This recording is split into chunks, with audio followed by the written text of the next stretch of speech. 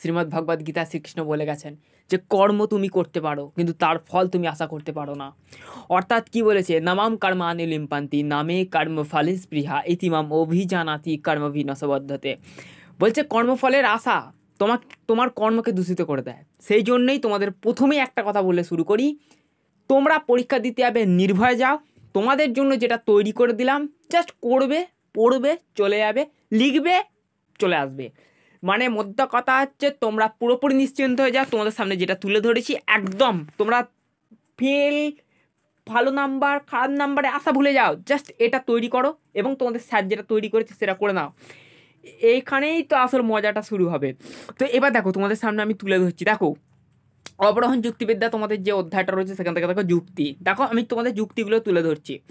দেখো অবরোহ যুক্তিবিজ্ঞান হলো একটি ড্যাশ, দেখো এখান থেকে দেখো, তারপর বৈধতা বা অবৈধতার প্রশ্নটি ড্যাশ সঙ্গে যুক্ত। তোমরা এই প্রশ্নগুলি ভালো করে দেখে যাবে, ভালো করে চোখটা বোলাও, খাতার প্রশ্নগুলো লেখো। দেখো এই প্রশ্নের বাইরে কিন্তু কোনো প্রশ্ন, দেখো সাবজেক্ট ওয়াইজ তোমাদের সব করা আছে, একদম দেখে নাও। দেখো তোমাদের ধীরে ধীরে সব করা রয়েছে। এবার দেখো উপর থেকে তোমাদের ধীরে ধীরে দেখায়, দেখো উদ্দেশ্য পদ ব্যাপক হয়। তারপর দেখো বচনের বিরোধিতা থেকে দেখো অসম্বিরতার ক্ষেত্রে যদি বিশেষ বচনটি সত্য হবে তবে সামান্য বচনটি সত্যতা মূল্য মানে সত্য মূল্য হবে। দেখো এটা দেখো, দেখো একই উদ্দেশ্য বিধেয় বিশ্ব দুটি সামান্য বচনের মধ্যে যে বিরোধিতা থাকে তার নাম। দেখো এগুলো খুব সুন্দর প্রশ্ন, এর বাইরে তোমাদের কোনো প্রশ্ন আসবে না। তোমরা এখান থেকে ভালো করে দেখো, আর অবশ্যই চ্যানেলটা সাবস্ক্রাইব করবে এবং তোমাদের কী সাবজেক্টগুলো অবশ্যই কমেন্ট বক্সে জানাবে। দেখো আমাদের সঙ্গে যে এই সাজেশনটি তুলে ধরেছেন তিনি বিষ্ট স্যার, তিনি কিন্তু এই মুহূর্তে আমাদের সঙ্গে উপস্থিত নেই, তো তাকে অবশ্যই কমেন্ট বক্সে ধন্যবাদ জানাবে। এবং তোমাদের এর পরবর্তীকালে কোন ভিডিও লাগবে, কোন টপিকের উপর তোমাদের প্রশ্নপত্র লাগবে অবশ্যই আমি কমেন্ট বক্সে জানাবে।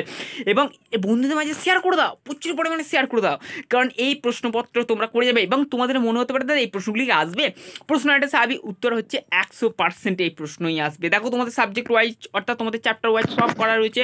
দেখো ধীরে ধীরে দেখো, তোমরা দেখতে থাকো, দেখো ধীরে ধীরে দেখো, দেখো বুলিও লিপি ভেলচিত্র।